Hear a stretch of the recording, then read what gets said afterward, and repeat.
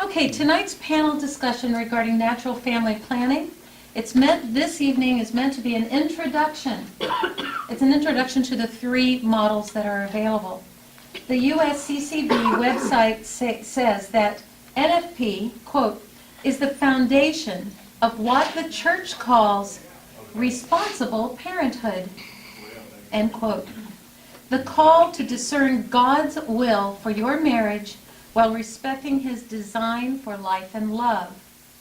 Now, we don't have time for each one of our presenters to really go into the depth that they would like to and what they do in their classes or with individuals. I imagine sometimes you meet with individuals.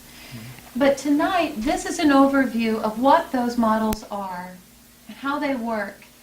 And after they're done, we will have time for question and answer. All right? It's pretty obvious we're a very fruitful group. The scripture today was it was all about it. It was so great. We're very fruitful. But then there's many of us in here that are not childbearing years, but we're all here for the education, because many times we do come across young people, whether they're Catholic or not, who are talking about they're on this new pill, or they've tried this new device or something, and they're free to speak about this. And there have been even priests who have said it's okay to use contraception. So we've also asked Father Booth. He's going to talk about what the church teaches about contraception and why we support NFP, why the church supports NFP. So we need a church's explanation than these. So we are all armed. We're all educated. So we're in the world, not of it, and we get to continue this education and then bring people to people such as our presenters. I would like to say that I really don't know Teresa. Father recommended you, and if Father recommended you, it's okay by us. So Teresa Shirley is going to be speaking about the Creighton method, the Creighton model. And we have Dr. Maria Myers. She's a member of the confraternity. You all recognize her. Many of you may not even know she's a doctor, but she is a medical doctor. So Maria, thank you. She'll be talking about the Marquette model. And Kathy and Harold Gray, they will be talking about the Sinto thermal model. And we would like to begin again with Father, if you would please lead us off with what the church talks about. Oh, would anybody like to write down your questions? Anybody want to keep these or have these to write down some questions? I'm going to pass these around, okay? And if you need some pencils, please do that. Okay. Thank you, sweetheart. If we consider what the church teaches, it's very, very straightforward. If we look at dogs and cats, they know what they're doing when they mate. They know that puppies or kittens are involved. We're the only species that seems to have forgotten the link between procreation and the marital act. It's just odd. Our society has divorced the two so profoundly, but the church has never departed from that understanding that the marital act has a unitive effect with regard to husband and wife, which even our society does not embrace either. It's not really so much a unitive thing as it is a recreational thing. And yes, recreation can be unitive, but not in the same way that husband and wife become one flesh. It's very much a spiritual thing. It's not just a physical thing, not just a pleasant thing. The fact that the marital embrace is pleasant is a gift from God. We treat it as a society as if it's just a mere recreational reality. We don't recognize that it is a true gift from God. I was at a wedding just the other day, and one of the readings was from Tobit, where Tobit is marrying, I believe the wife is Sarah, and she's had 7 husbands before. They all died on the wedding night before the wedding could be consummated, and they pray before that marital embrace. And in a certain way, he's got a very good incentive for praying, because he doesn't want to be number 8. But it really boils down to, why aren't we praying before the marital embrace? We pray before we eat, right? That's a gift from God, and we need to recognize how great a gift the procreative act is, and how profound a gift it is. if there's anything you can do, we think about when we're 20 or 30 years old that we want to go out and change the world. You can change the universe forever by bringing a new life into the world. A new reality comes into being when that baby is conceived. An immortal soul comes into being, and the universe will never be the same. So it's a truly universe-changing, when that baby is baptized, it's a church-changing reality. So we need to be mindful that we're talking about something sacred here. It's not just something recreational. It's not just something that people do. It is very much something that is very much part of God's plan for our well-being. So the Church's teaching has always been that the primary reason for the procreative act is procreation. If dogs or cats could talk, they could tell you this. All right. Another thing that makes us different than the other aspects of the animal kingdom is we seem to be the only major animal that does not know when a woman is in her fertile stage. We don't know it. Now, there are some women who will have what's called a Mittelschmerz, which is a pain upon ovulation, but it's not common. And even then, it may not be associated with the fact that she is now fertile. So, we don't know. We have no clue. But every other major animal seems to understand when it's time to have the embrace and bring forth children or bring forth offspring. And we don't really understand, and we haven't understood for most of the time, what the woman's cycle is all about. It was only kind of understood about maybe 100 years ago that the scientists were able to figure out the very basics of the woman's cycle, and it was about 1930 they started to get some of the more deeper insights, and that's about when natural family planning came into being, about that same time, 1930.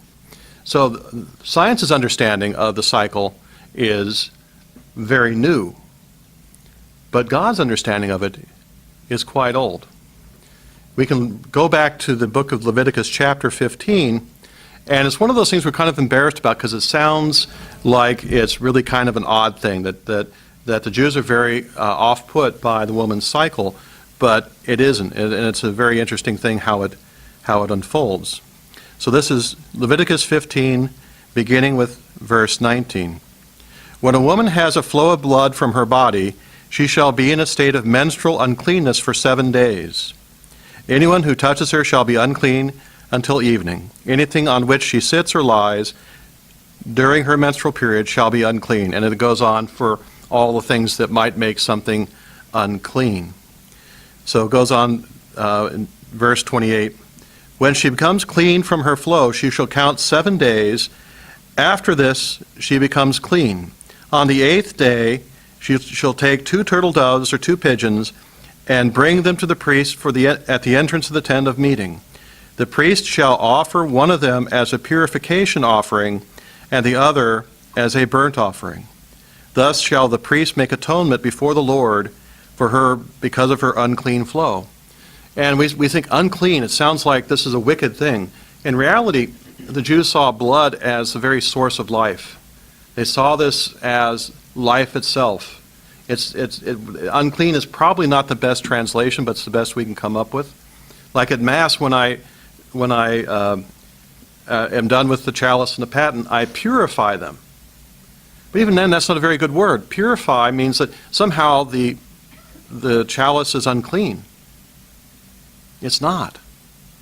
The chalice will have some precious blood left over in it, and that's not unclean. All right, so we use that word purify in a different sense. We're trying to take something that is from the holy to the more mundane, as if you can see that analogy here. So the menstrual period is very much a holy thing as far as God is concerned. It is not something to be trifled with. But you notice something in there? When the flow ends, she waits 7 days, offers sacrifice. Okay? Again, that's a reminder of what she's about to enter into fertility, because after her 7 days of abstinence, and she's abstinent from her husband for 7 days, she enters into the most fertile aspect of her cycle. So God is telling them that the period, 7 days, and then marital relations can resume. God understood the woman's cycle. And it's in the Scriptures. This goes back 2,000 years before Christ. So we have to recognize that this might sound odd to us, but we can read into it that God knew what he was doing when he had the Holy Spirit put this down. So if you want to think of a biblical basis for NFP, it's the understanding that husband and wife were to abstain during the unfertile period following menstruation, and then come together at the most fertile point. Okay, all NFP is doing is rearranging that situation, either doing pretty much what Leviticus tells us to achieve a pregnancy, or to look for the infertile part of the cycle, and then have relations during that time. Perfectly acceptable thing. And if you look at the priesthood, the priest would have to abstain for a week before going in to serve at the altar.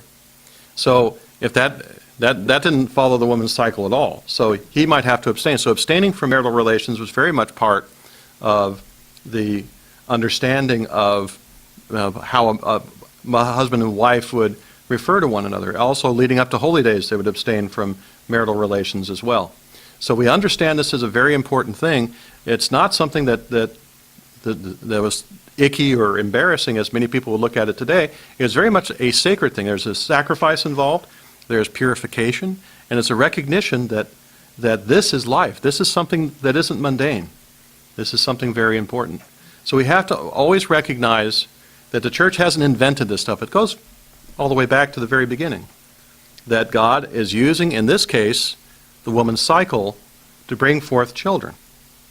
And we could do the same thing if that is what the couple's aim is, to bring forth children. Or we can do the opposite and say, okay, we'll abstain during that fertile portion of the cycle to delay, for good reasons, having a child. And again, there has to be the good reasons. There has to be just reasons. Some people will say there have to be grave reasons. That's not what the church teaches. There has to be serious and just reasons. Economy can be one. You can't afford a new child. The health of the mother. The situation with regard to how many children already are there, whether mom can really minister to 7 kids or 8 kids or however many, because mom has her limitations. So there's all sorts of just and reasonable reasons for delaying or maybe even avoiding a child, but it isn't just for selfish reasons. And I dare say that it's very difficult to use NFP in a selfish way. Whereas all contraception ultimately boils down to using it in a selfish way. It's all about us. It's not about what God wants. It's not about what's good for the family. So we have to recognize the church has 2,000 years of understanding the human condition, and the human condition hasn't changed. Contraception is nothing new. It goes back even before Christ. It's an old reality. Abortion's nothing new either. So people have been trying to play the game with trying to avoid pregnancy and still have their marital relations or their extramarital relations, whatever the case may be. And this goes all the way back, and the church has always condemned it. So we have to recognize that the marital embrace is something sacred. All right? We should pray before doing so. We have to recognize what we're doing and go from there. All right? And I'll pass the baton on to our next speaker. Good evening. Thank you for having me tonight. I teach the Theeighton model. It is a model that can be used to avoid or achieve pregnancy, but it has the added benefit of being a medical model. And so based on the certain observations that you record, it can be used basically as a medical record to diagnose and treat gynecological or fertility issues in women. And it has a multitude of uses. It is backed by natural procreative physicians. It was started back by Dr. Hilgers, Thomas Hilgers. He founded the Pope Paul VI Institute for the Study of Human Reproduction. He felt Pope Paul VI's call in Humana Vitae as a direct call to himself and to other physicians to figure out how to make our health system respect the dignity of women and our fertility and our health and treat us with dignity and respect our marriages and the life that comes from that. So it's something that I've been involved in quite some time. and it's just a really exciting thing to be here. So with the NAPRO physicians, what makes them different from mainstream physicians, especially obstetrics and gynecology, is that they look for the underlying cause of a woman's health issues. The way that mainstream medicine really treats it is a Band-Aid approach. They want to throw something at you to treat your symptom, but they never really get down to the bottom of why you're having those symptoms. And we think of infertility as a disease, but it's really not a disease, it's a symptom of multitudes of underlying diseases. And so to really get to the bottom of that, the Creighton model can be used to identify various biomarkers in a woman's cycle that can indicate what's going on within her, so we can get accurate testing and accurate diagnosis and accurate treatment for them. So it can be anywhere from just gynecological issues to treatment for infertility. And the treatments for infertility are in accordance with the church because they're just restoring the health of the woman. And it respects it. And it's actually more successful than IVF. It's 1 to 3 times more successful than IVF. Unfortunately, a lot of women just aren't aware that it's there and it's available. So I really want to get that out more. And I commonly hear women say that a natural system can't work for them because they're breastfeeding, or they have irregular cycles, or they're premenopause. There's a gamut of different things that they may say, and they truly believe that they can't use a natural system, but that's just not true. The Creighton model specifically can be used for any reproductive category for a woman, even if she's anovulatory. There's something that's causing that, but she may have a cycle occasionally where she does ovulate, and so she needs to be able to know and recognize her fertility when that occurs. And this system is highly effective for these various situations as well. So it can be used with regular cycles, irregular cycles, while breastfeeding, anovulatory states, post-pill where the pill is still affecting your cycles, we can still help you navigate through those, perimenopause or any other situation. And I also hear women say that they have to be on the pill because they have endometriosis or PCOS, and they think that they need to be on it to regulate their cycles. They've been told by a physician, oh, you have to be on this to regulate your cycle. But we really need to figure out what actually is going on with them. And this is just another example of how mainstream medicine just slaps a Band-Aid on our symptoms and doesn't actually figure out what's going on with us and how to treat it. And this is particularly an issue with PCOS. These women are at high risk for diabetes, heart attack, stroke, cancer, and left untreated, they stay at high risk for all these things. So their hormones really need to be evaluated and their health restored so that they can have a nice, healthy, normal life. And I also like to point out, most women just really aren't aware of this, but whether you're breastfeeding or bottle feeding, ovulation can occur prior to your first menses, 30% of the time, roughly. And this is very, very important because most women do not think their fertility returns until after they have that first period. But that's just not true. And so being aware of that and being aware of, oh, I can use these natural systems while I'm breastfeeding so I know when my fertility returns so I can plan my family effectively is very, very important for women to be aware of. And breastfeeding women, too, can see a variety of different things within their cycles. They can have completely dry cycles. They can have mucus patches here and there, or they can have continuous mucus. In any of these scenarios, they can still use natural methods. They're still highly effective for these women. So we don't want this misinterpretation or misinformation to really be the driving force for why a woman is choosing something else. We want her to really be aware of her options. And breastfeeding is great for suppressing ovulation if you're fully breastfeeding, but it works differently in each woman. So one woman may be able to successfully have ovulation suppressed until she weans her child, whereas another one, it doesn't matter, her fertility may return. And it can vary from, even after each pregnancy, it can be different. So realizing that is also important. And the first 3 cycles after a woman starts menstruating again can be very irregular, and it takes a while for the hormones to jump back into play like they're supposed to. Unfortunately, this creates a higher risk for miscarriage during those first 3 cycles. So I also help evaluate these cycles and let them know, okay, your cycles are healthy again. And the woman who used the system with their spouses, they're able to identify these biomarkers as well. I'm able to train them to be able to monitor their own health and let me know when something pops up in a cycle, and I can help guide them to be able to get help. I personally started using Creighton when I was a single college student for medical reasons. Unfortunately, I passed out every cycle from severe pain, and I went to several gynecologists, and of course their first question is, well, do you have regular cycles? Yes, I had regular cycles. I had normal bleeding. But I had this really bad pain, and I was about to fail out of college because of it. So it was really interfering with my life. And their solution was just to slap me on birth control.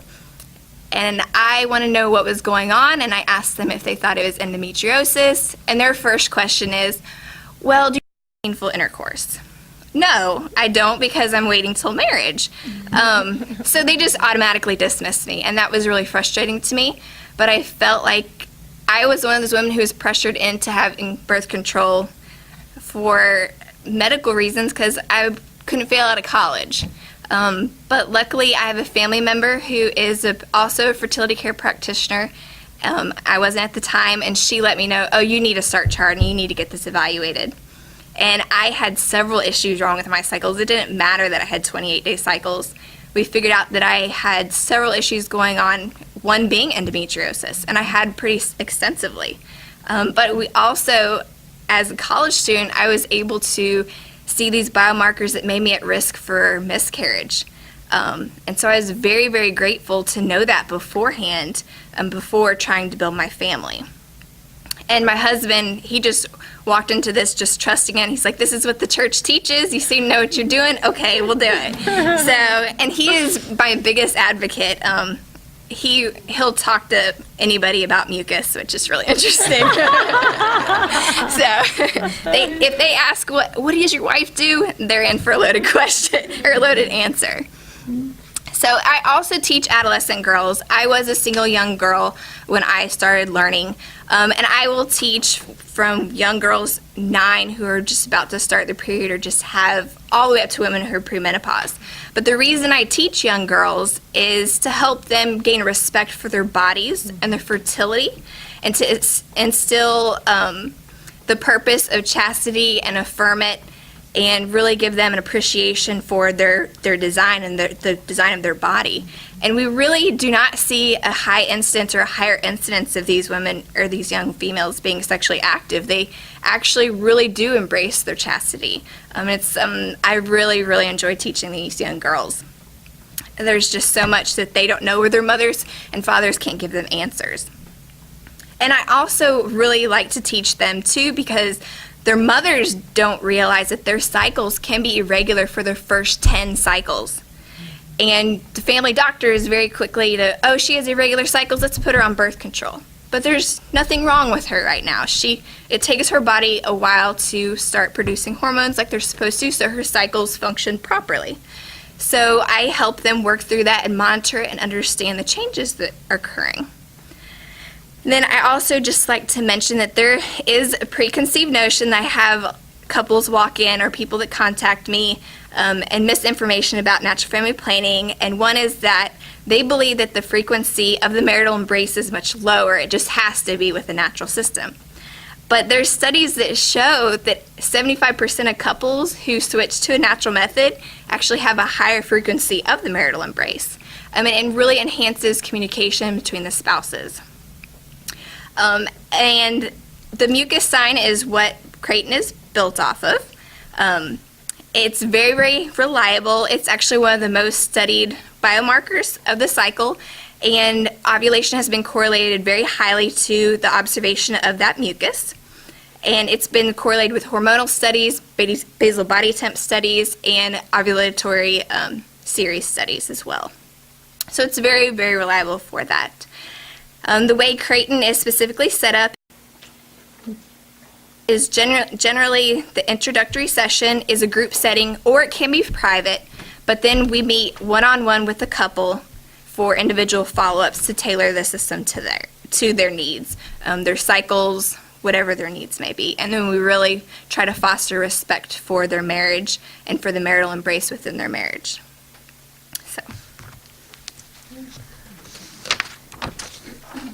Let's move the microphone on down here to Kathy and Harold Gray. They're going to talk about this Sinto model.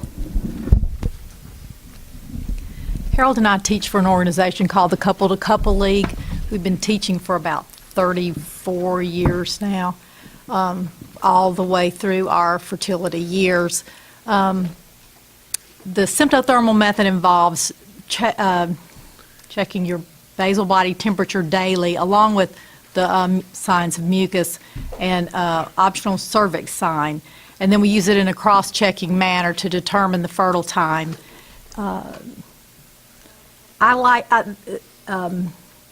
the symptothermal when we were first studying this because it gives husband active participation. A lot of girls that we've taught will drop the temperatures and go with mucus. She said mucus is very reliable, but I liked that it was the temperature is objective, and it wasn't relying on my interpretation because it was it's there. And it gave Harold active participation. So he was in charge of our charts. He was in charge of handing me a thermometer every day. And he knew, because he had the charts in his nightstand drawer, he didn't have to ask me when we were fertile or not fertile. He knew by the chart. And I knew by my changes in my body that I was probably getting close to ovulation. And, so we could anticipate together. The class that we teach is 3 classes, 2 hours each in length.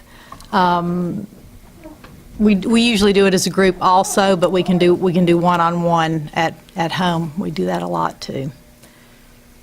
Yeah, I just wanted to say that, in the way we teach is a couple thing. That's why I'm here tonight amongst all these women.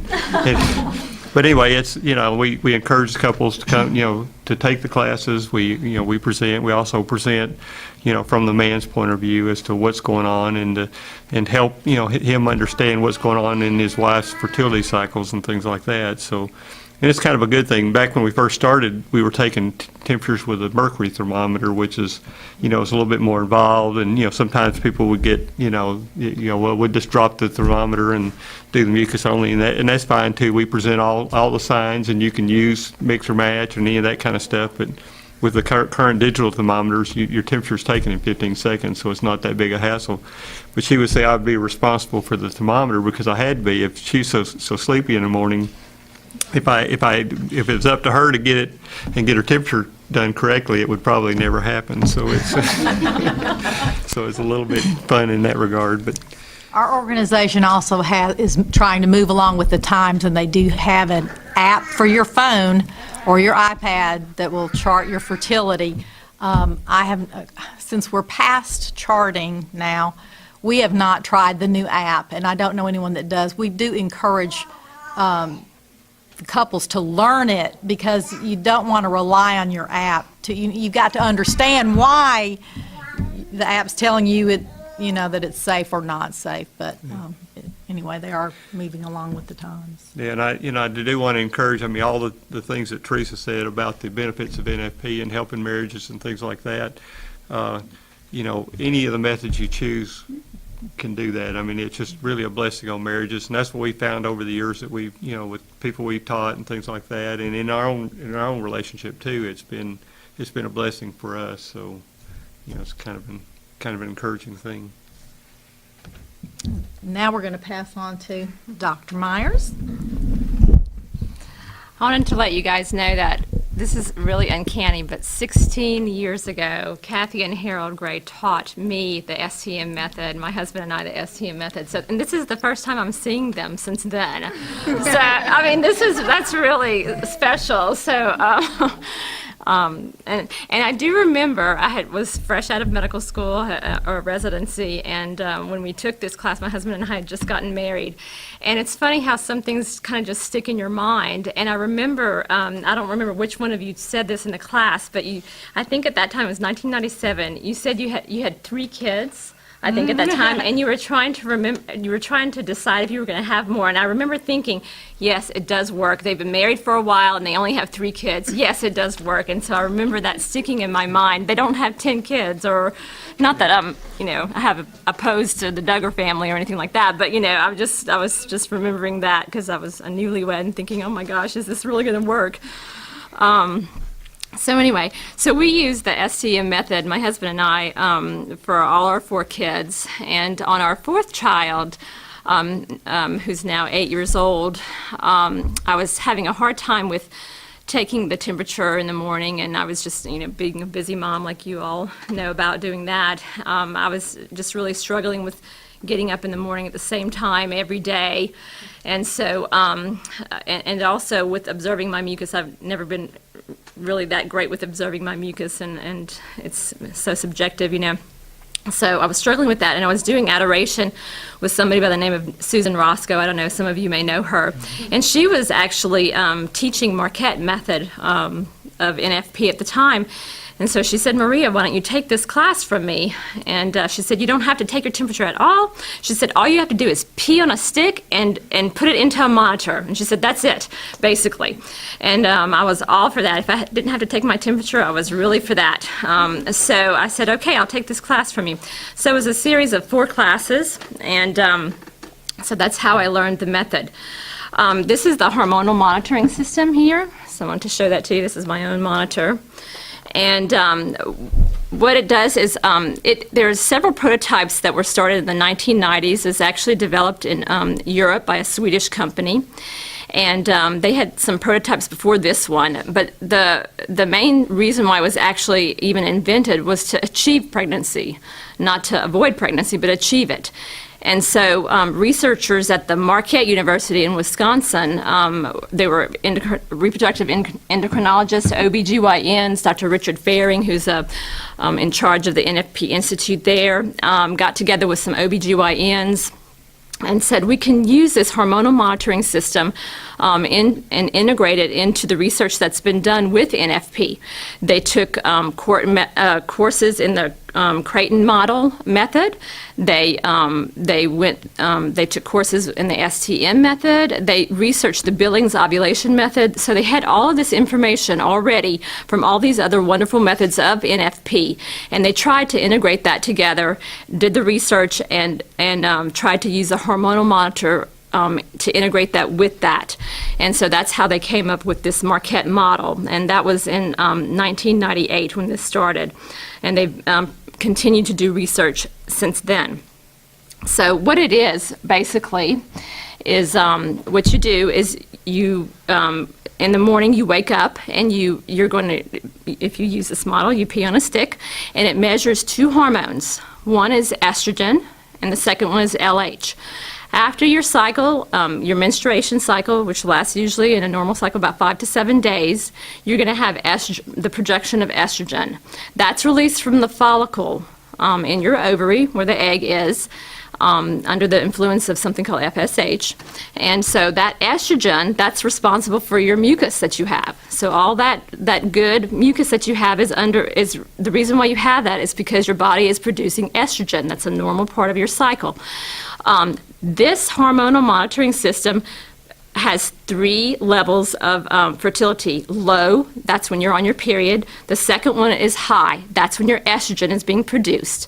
So when you see those 2 lines on there, that's telling you you're in your high fertility. That's because your estrogen, that mucus, is being produced. That's getting you ready for ovulation, and if you're wanting to plan your pregnancy there, that's when you would have relations. And then your 3rd level of fertility is your high, your peak, and it gives you 2 days of peak on here. And it shows a little egg too, so you know that you're ovulating. So and that's the other hormone that's being produced is your luteinizing hormone, LH. So that's making you drop the egg or ovulate, okay? So there's low, high, and peak, and that's giving you your fertility window right there. So it's very simple, and there's an algorithm that goes with it, a little fertility algorithm. Peak plus 3, which you also use with the STM method as well. So, and Creighton as well. So that Peak plus 3 gives you your end of fertility. So the algorithm plus the monitor system is all you really need. One thing that's important to note with the Marquette model, there are 3 different kinds of methods that you could actually use. You can have the hormonal monitor plus mucus. You can measure your mucus and chart your mucus, or you can have just the monitor and an algorithm, or you can have just the mucus and an algorithm. You don't even have to buy this monitor. And this can be all charted online. More than 50% of people don't even use this monitor. They just use mucus and the algorithm, and that's it. And it's 98 to 99% effective. All of these methods are 98 to 99% effective in avoiding pregnancy and achieving pregnancy if you want to do that as well. I just brought the sticks too. The downside of this method, I'm just going to tell you, if you choose to use the monitor, is there's a cost. Creighton model, there's not a cost. STM model, there's not a cost. But this there is a cost, okay? So that's the downside of it. But I think it's worth it. But this monitor here, if you get it on eBay, it's about $200. The sticks, but that's just a one-time cost, so that's just for your life. It takes 4 AAA batteries. And it takes a long time for them to go out. The sticks that you'll use to pee on, it takes about 10 sticks per cycle. And then one box is 30 sticks. So it takes 4 boxes a year. And this box runs about $40 to $50, so it's going to be about $200 a year. So one box, 30 sticks, and it's going to take about 4 boxes per year. So you're looking at a cost of $200 per year. So it's not free, but it's not too bad. So the other thing is they have charts just like they do for the STM method. I'm not as familiar with Creighton. I'm sure they have charts there. They have charts that you can chart your mucus signs and your monitor signs on paper charts. But I actually do mine online now, and a lot of people are going online to do the charting. I have an example of my own chart here. It's very simple. It's 3 clicks on if you go online and do your charting online. It's so simple. I much prefer to chart online and not to fool with the paper charts. And then also, like the STM method, I didn't realize there was an app where the Marquette method is going to be on an app soon. They're trying to get Apple to finish their contract this month, actually. So that it's going to be called MU Fertility, and so it'd be really easy to just click on your iPhone and do your charting on your iPhone. Creighton's working on that too. Yeah. Theirs is a little more complicated because they have to apply with HIPAA because it's medical related, but yeah. Yeah. So it'll all be on it. Yeah, so that'll be good. So I think that, and then I have my information here. I'm going to, let me talk a little bit about the courses. You can take, this is another thing about the Marquette model. I'm going to be teaching the Marquette model upcoming soon. The first course is 1.5 hours long. It's a PowerPoint presentation.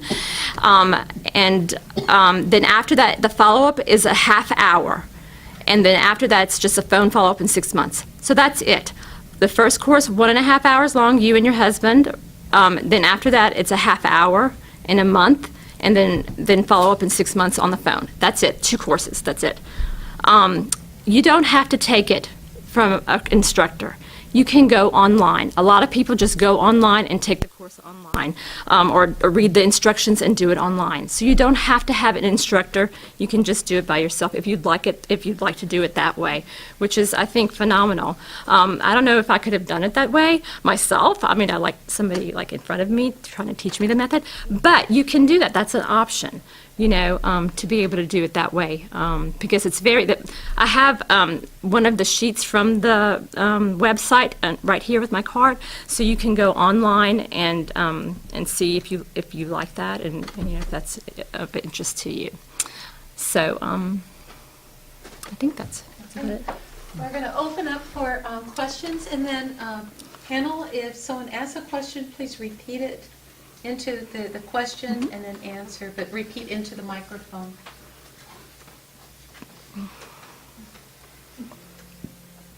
Is there a cost to have a consultation?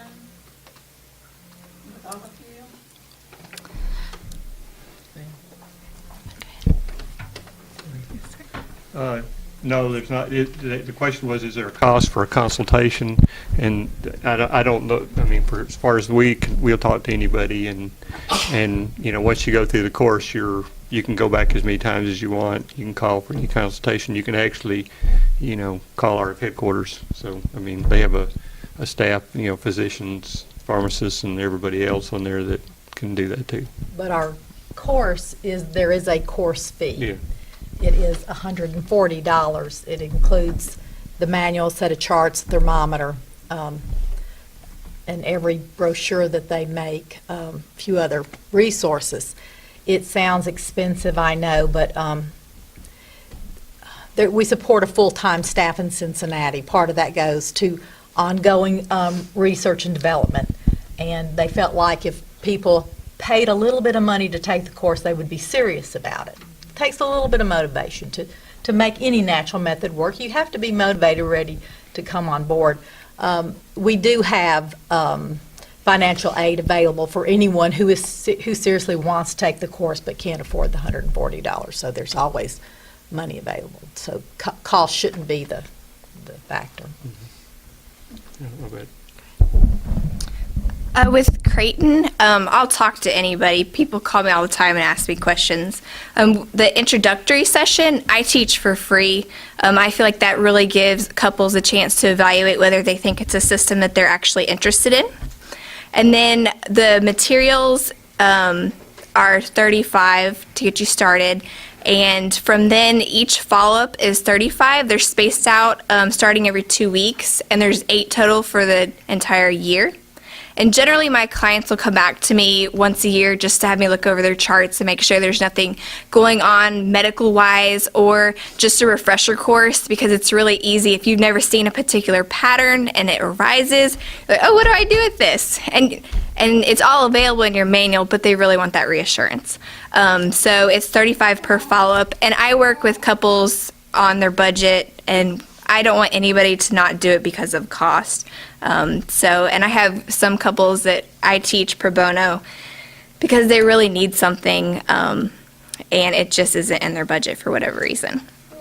So, does that answer your question? Okay.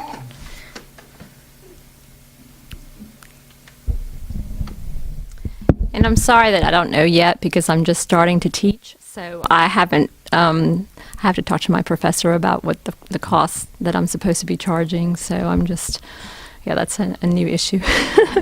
Sorry about that. Question.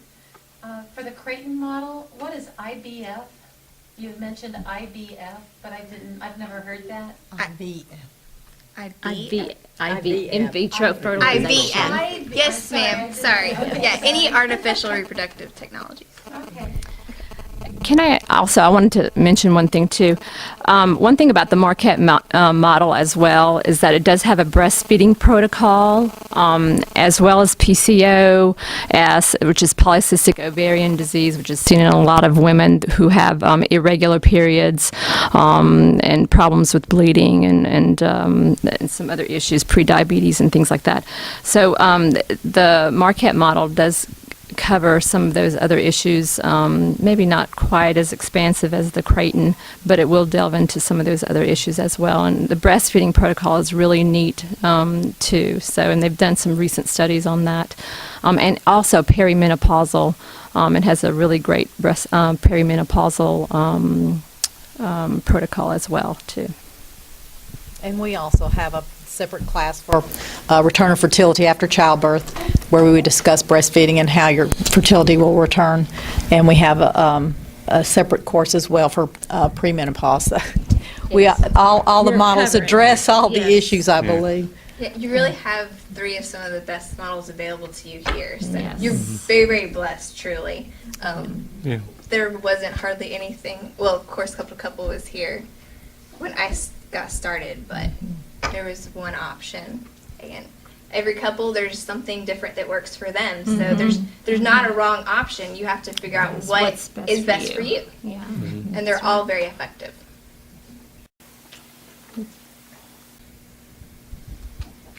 Another question. Do you ever have a spouse that is reluctant? One wants to do NFP and the other one is very reluctant?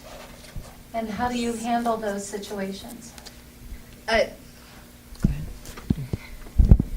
Yeah, definitely. I have some couples where the man is pushing the woman to come, and she's just really nervous to come off her birth control. So explaining how it works, and explaining, how it's not good for her body, how it actually can impede their marriage, and how NFP can enhance their marriage and her overall health and bring them closer together, that really works. But of course, we also have it where the man is not as interested, and that's generally what I see. I'm sure they see it as well. It just makes them really nervous. So we really encourage it to be a group effort. It's not just the fertility of the woman, it's the fertility of the couple, and that's the only meaningful discussion of fertility, is the fertility of the couple.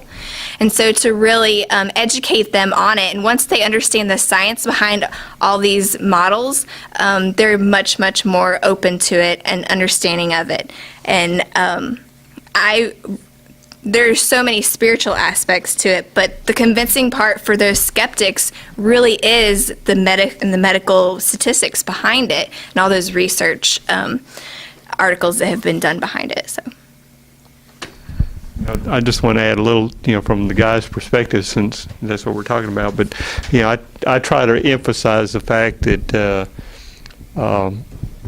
relations, under the NFP model is not like you're giving up things, which, in our culture today, sex is everything, and I try to emphasize the fact that you're not giving up things, you're actually gaining things. I'm gaining a wife who's healthier.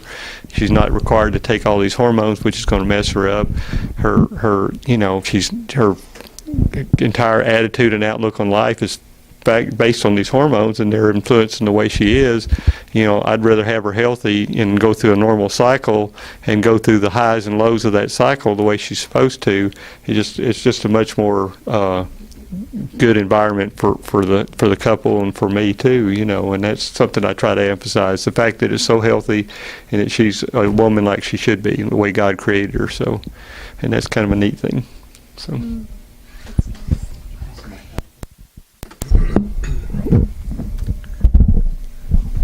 I spend a lot of time in premarital counseling about marital relations, and not because the church is caught up in it, but because the society has got it so wrong, having to correct it. And it's been my experience that both the husband and wife are afraid.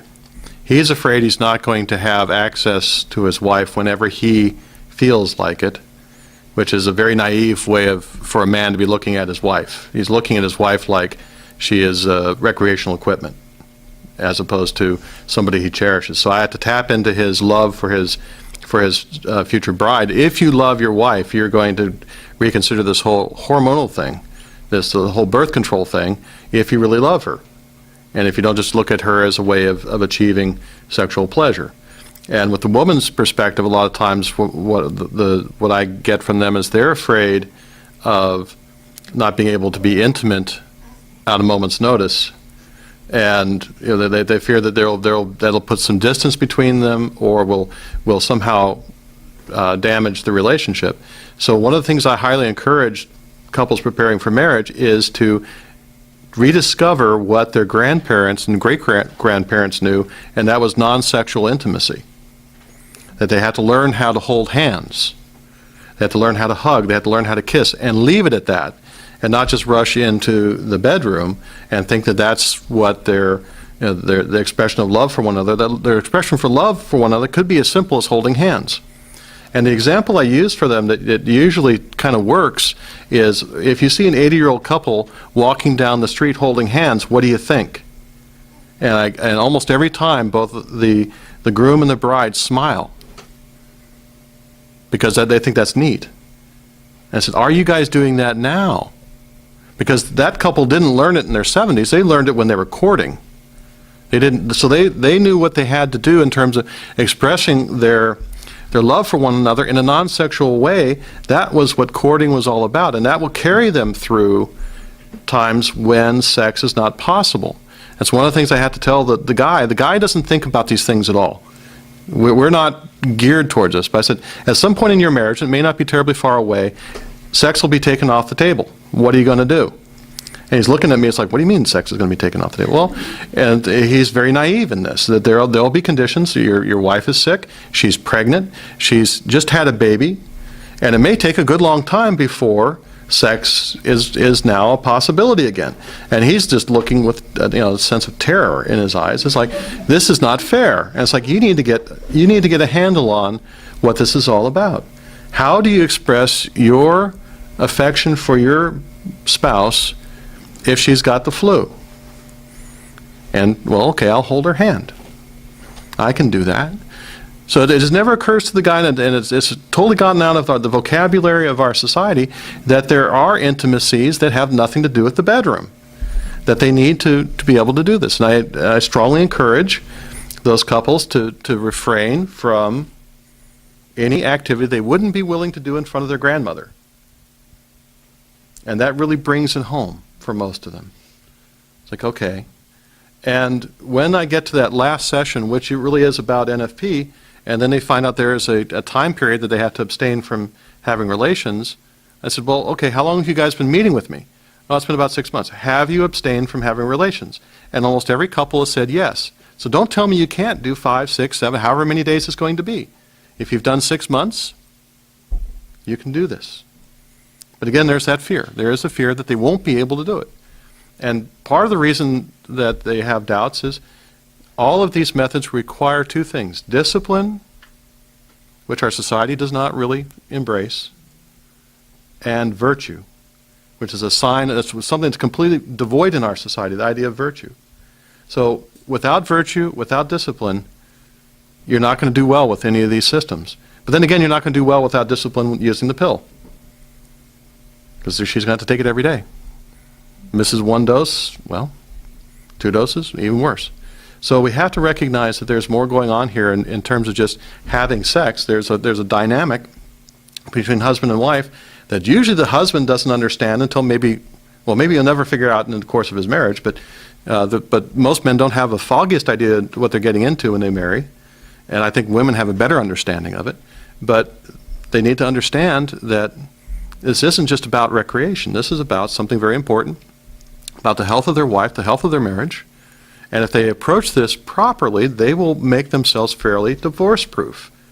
Because if you've got a husband that can talk about your mucus, maybe that's, you need to kind of quiet him down on that a little bit. But if he is knowledgeable of your cycle, what can't you talk about?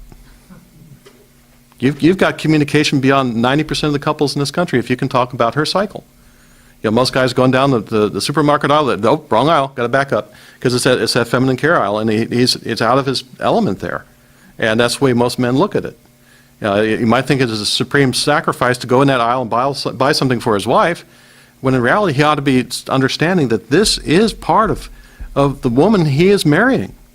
He's not marrying a body, he's marrying a person who has this cycle, who has this fertility that he provides as well.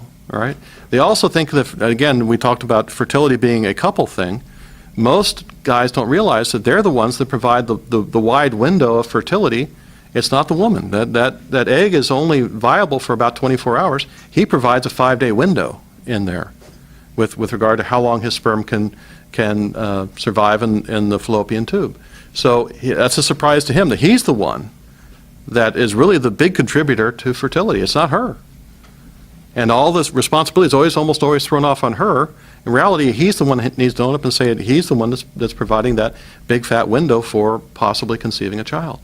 So I think a lot of education is really required in our society. Virtue, understanding that men actually figure out what this girl stuff is all about, and girls not being shy about it and sharing it with their husbands, and understanding that this is part of what he is married. He's not marrying just one aspect, he's marrying the whole package of this woman. So it's an important thing that this fear be dispelled at some point in the marriage. Either the classes you guys provide or pre-Cana that I provide, or at some point maybe on here than our society has even the slightest idea. And it's something sacred, it's something holy, and it's not just what our society teaches us, but it's what God and the church ultimately teaches us. So it is a very important thing that fear be taken away, because fear has no aspect of love in it. Fear is a lack of love. So when a couple can come together and recognize that they are possibly fertile, but decide to have relations anyhow, they have dispelled the fear of that child coming to be. Because if she says a little bit later and says, I'm pregnant, they're not surprised. They knew what happened. Whereas the contracepting couple goes, oh, what now? What is he going to be happy? Is he going to be? Is this a reason to be happy or upset or what? I think the NFP couple says we knew that was going to happen. We knew that was a possibility.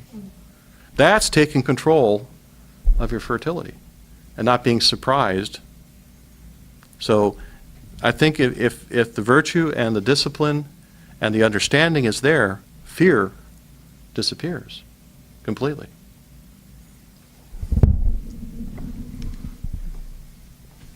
Any other questions? I think it's interesting how we have such a healthy generation, use organic cleaning products, organic food, organic milk, organic meat, but then they put a patch on, they don't have a cycle for 6 months. And I just wondered if you could touch on what the artificial contraception does to your actual body. There you go. It does too much. Too many bad things. Well, artificial contraception, there's so many different kinds, first of all. There's the IUD, which is the implantable, device inside of you. There's the Depo-Provera shot, which is an injectable form that you can get. A lot of the teenagers that I see in the clinic, they go to family planning side of the clinic and they get every 3 months. It changes your fertility, number one, and it causes, it can do a lot of harm by making your fertility poor, because a lot of girls who get on Depo-Provera, when they get off of it and they want to conceive later on, they can't conceive because it takes a long time for you to gain back your normal fertility. So it changes your normal fertility, and it can permanently damage that. Contraception can do, birth control pills can do other things like cause cancer. That there's a big cancer link between contraception and breast cancer. Of course, there's not a lot of, the media doesn't report that, but there are plenty of studies, and I'm sure Kathy and Harold Gray can talk about that the pill has been connected with that. There can be other cancers too that can go along with being exposed to continual estrogen and some of the progesterones. It's just not good. There are other effects too. Would you like to speak on that? The birth control pill is linked with 35 to 40 medical side effects ranging from nausea to death. One of the things that we learned recently was that the pill ages your uterus as you're on it. And so girls who get started on the pill young because they're regulating their cycles, and then they're taking it, say, from 15 to 25, and then they get married, maybe they take it a few more years because of their career. Well, by the time they come off of it to get ready to try to conceive, their uterus now looks like the uterus of a 40-year-old woman instead of a 25-year-old woman, because they've been on the pill for 10 years, so their uterus is aged twice as much. It does change the Viability. So it's not just the simple solution that most girls think it is. And the fact that it can cause death is, I know most people think, but my son went to the funeral of a girl in college who died from a pulmonary embolism. Where does a young, healthy 20-year-old college girl come up with a pulmonary embolism? The first thing I thought of was she on birth control pills? Because that's, so it.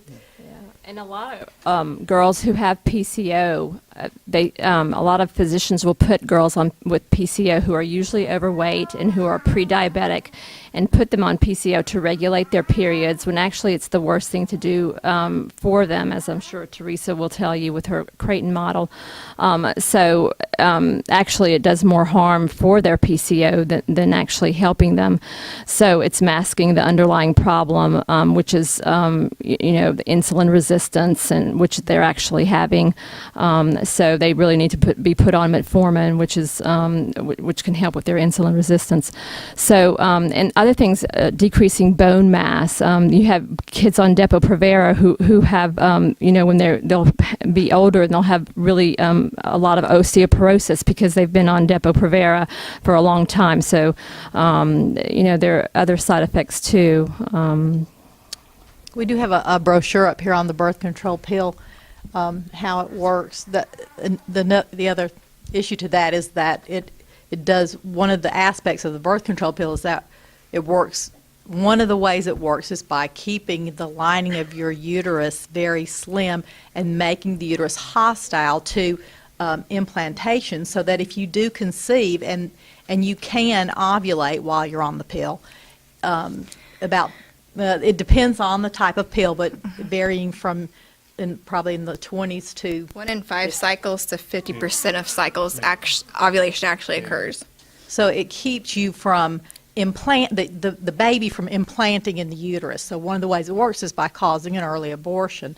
And if women were told that when they, because a lot of women don't realize that. And these touted health benefits to it, they're referring to the estrogen ones, and they have to be a certain milligram for those health benefits for preventing certain cancers to even be effective. But they don't use those doses in the U.S. anymore. There's a couple on the market, like 3 that are still on the market, but they're presenting it like all of them are that way, but they're very, very rarely used. So there's not even the health benefit to it that they're saying that it is, unfortunately, and that's really a push, for they're saying that it'll prevent endometrial cancer, and it just doesn't. So it's misinformation.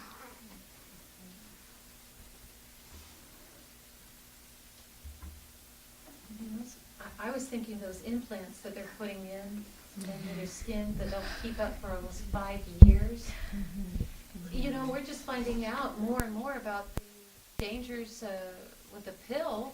And our mothers in the 60s, or some women in the 60s were taking it, and now we're finding so much breast cancer later. We're the war on women. We're putting things in their arms. We're doing the Depo-Provera shots. We don't know what the long-term effects are going to be. When did the Depo come out? Do you know? I'm not sure Depo about shot? the date. I'm not But it's sure probably about the been more popular within just the last 5 years, don't you think? 5 to 10 years? It's been out a lot It's been longer out. than Oh, that. has it? Yes, it's been out a while. So they don't have a cycle for 3 months, is that it? And they keep going in for a shot? Oh, they does they that don't work? have a cycle for a long time. I mean, we see girls Stays in that your system. oh yes, and they can get off of it and still not have a cycle for a long time afterwards. And so I mean, we see girls that don't have cycles for a long time after they've been off of the Depo. Yeah, so and while they're on it, they actually like that, because they're so used to not having cycles that they're not used to having cycles when they're on it, and so they actually start to like that because they're not having to bleed, and so it's sad. It's really sad. And the effectiveness of the arm implants decreases drastically over the course of those 5 years. So it may be highly effective at the beginning, but towards your 3rd, 4th year, it's really not very even effective anymore. And You're it's not also told that. less effective if you're really overweight too. So these girls who are overweight could still get pregnant. Yeah. And if you think about it, women of all different sizes are put on the same dosage of birth control. So are you under-medicating some women and severely over-medicating these 13-year-old girls? Yeah. That's something that's not usually thought of. But there's dosage issues there as well. It's really sad. I want to say this too. It's really sad that in medical school, we're not taught NFP. I mean, I had to learn NFP from a Catholic Medical Association class that, on the side. So, NFP, and I don't know if it's coming more around now or not in medical schools or in some medical schools, but it's too bad because somebody needs to be spreading the word about the efficacy. And I think that's one reason why Creighton is really good, that it's putting it's teaching physicians this method, and then the Institute for NFP at the Marquette, they're training doctors and training researchers on these methods that they can go out and because I know Dr. Faring, my professor, he's always talking to medical students and medical institutions on these methods and saying that these are efficacious methods. These are 98 to 99% effective. This is good medicine. This is not to be poo-pooed as something that this is good medicine too for women's fertility, and we don't have to put women on birth control pills and contraception. And this is good medicine. To echo what you are saying, I thought I had irregular cycles and told an OB that one time, and she immediately offered to put me on birth control, even though I didn't need it. I wasn't married, didn't have the lifestyle where you would want that, and I declined. Then later, when I took an NFP class and started charting, turns out I have very regular 40-day cycles. I mean, they're like clockwork. They're just not the 28 to 30 days that you're expected to be. And here was this doctor. I didn't fit into this little box, and so here she was going to put me on a medication to fix a problem that didn't exist at all. And that's because she wasn't trained. Yeah. And she's not trained correctly because nobody's doing it in medical schools. We're trained by a certain medical model that doesn't include this good training here. I mean, and it's sad. It really is sad. Seminaries are teaching priests now, though. I know Creighton's taught in at least 4 seminaries now. And at St. Cecilia's, the priest over there, he actually began his, but he had to write his thesis at the same time he was supposed to finish and do his final in Creighton, and he couldn't do both, so he had to finish his thesis. That's really exciting to me.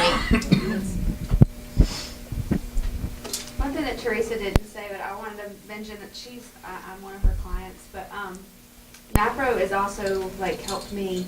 I have really early labors, and so NAPRO is actually following me right now to keep my pregnancy longer. So that's something that they do as well later on. And I didn't mention it, but it can be also used to evaluate why you're having recurrent miscarriages for those women. And I am high risk for miscarriage, and if it weren't for NAPRO, I would not be able to carry a baby to term at all.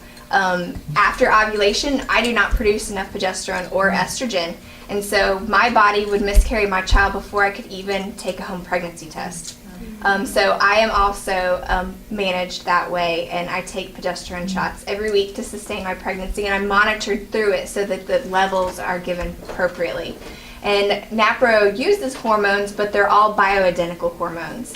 So they're not going to have those side effects, and they're going to be timed appropriately with the cycles where they actually need to be supplemented, and not just say, oh, start this on this day, because they're assuming that ovulation occurs on day 14 of the cycle, but that only occurs approximately 13% of the time. So it's guesswork by a regular gynecologist or OBGYN, whereas with Creighton, we can time it very, very appropriately so we're not interfering with ovulation or any natural processes in the body.